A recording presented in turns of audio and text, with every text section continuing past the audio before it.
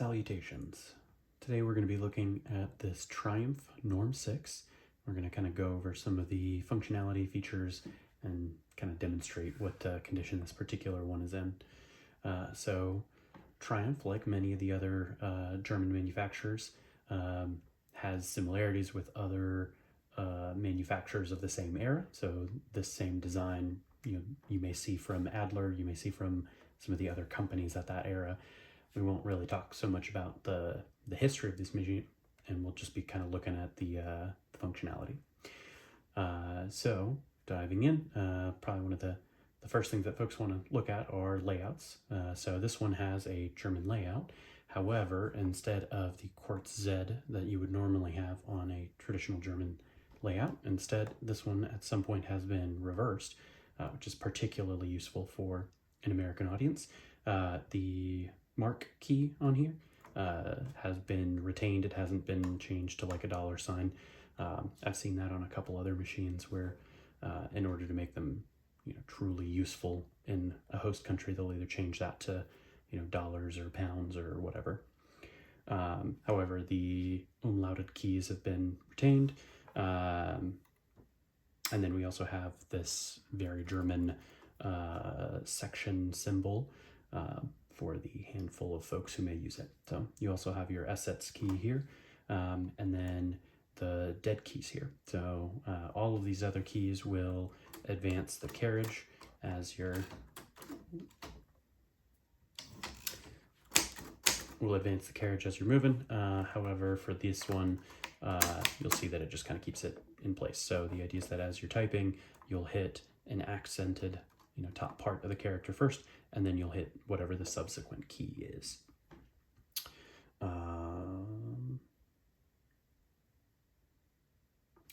So this one has a very smooth backspacing action. I find that a lot of machines have like hiccups or are kind of temperamental when it comes to backspacing. But this one is particularly smooth, which is very nice. Really, actually, everything about this particular machine just feels, smooth and pretty tight. There's a lot of other machines that kind of have a little slop to them, and this one just doesn't quite feel like it's got that same, imprecision to it. So we'll do some more looking at controls, and then we'll kind of dive into some type samples. So, of course, here is your carriage release. You have it on both sides, so there's one there, one there. I find this a little counterintuitive. Usually, I feel like the carriage release ends up being the one that's closest to the that right platen knob. However, for this one, the paper release is kind of just a little, ahead of it. So that's what that one is. And when it's all the way up, it kind of lifts the paper bail. However, my experience is that because the card guide doesn't go up high enough, it doesn't actually feed it in, and you still typically have to lift up the paper bail for it to properly engage. So there's our carriage release. Over here, we've got the line selection. So this is a 1.5 line spacing machine. So you've got 1, 1.5, and then 2, which is always swell. Over here, we've got the kind of the free ratchet mechanism. So once you engage that, it disconnects the ratchet until you flip it back, and then you can hear it clicking back in there. This one does have a carriage lock or carriage centering device. So if we push that forward, this little lever right there, if you press it forward, then you can, see it right there. When you run it over it, then it keeps it engaged until you pull it back, and then you can move it again. So you can see that little hook right there. The carriage moves past it. Once it clips over it, it holds it in place until you press it back. Typically, you don't want to depend wholly on these. Like if you're, planning on shipping one of these, for example, you would generally want to make sure that the carriage release is engaged, so that way it's actually fully disconnected from the escapement. This right here is probably just really centering the carriage, which is useful for putting it in a case or keeping it from sliding around in, a car or something. We'll take a look at the back while we're here. So there you've got the decals. I'm a big fan of these particular like scalloped margin stops. So these ones are reachable from the front, so you can just kind of like reach over, and they're concave, so your finger just kind of presses them in and they slide really, really easily. So from the front, you can see there is that paper scale in the back, which is nice. So as you put in your paper, you can kind of see where it's going before it comes through. It is a little odd to have that like empty space, because realistically you could just have it on the paper table, but it does look cool. There is that. Here we have the paper tray, the paper support. This one's a little kind of worse for wear, and it doesn't center right now, but it kind of clicks over a little too far, but so it goes.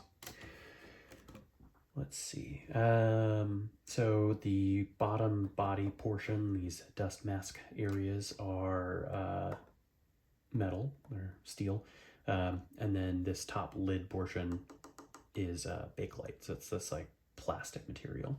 So over here you've got the logo, the Norm 6, and then over here you've got the Triumph Rampant Lion insignia thing.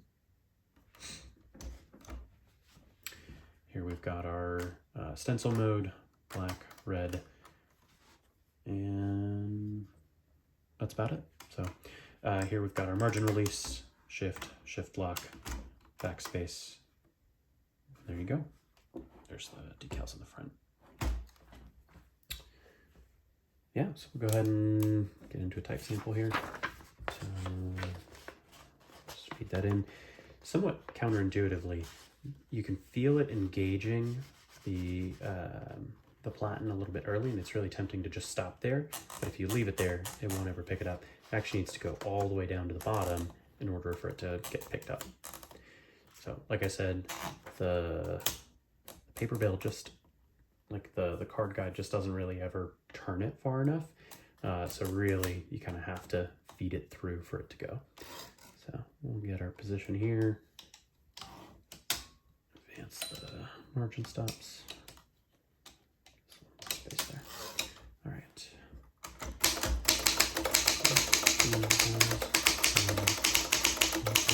Black keys and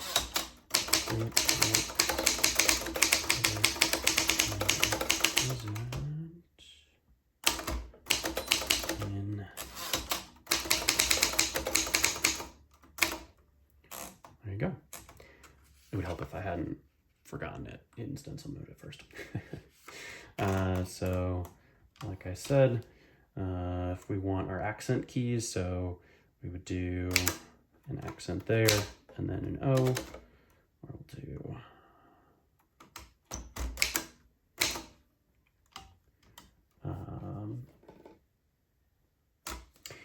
yeah, the mark key is very stylized. Looks pretty cool. One of the parts that I find the hardest to kind of get accustomed to with this particular machine is that you have some of your controls in what I feel like are odd places. So for example, here you have your semicolon over here on the left, and then your colon is over the essence. And then your exclamation mark is over here over your period, and then the accent mark, or the apostrophe actually, is over here on top of your hyphen. So it can be a little jarring if you are coming to this expecting like a traditional American layout because of that QWERTY key set, and then all of a sudden, surprise. But yeah, aside from that, it is a fantastic typer. That's kind of all there is to it. So thanks. If you have ever wondered what some of the controls were on this particular machine, hopefully this helped you find where those are. And yeah, thanks for watching.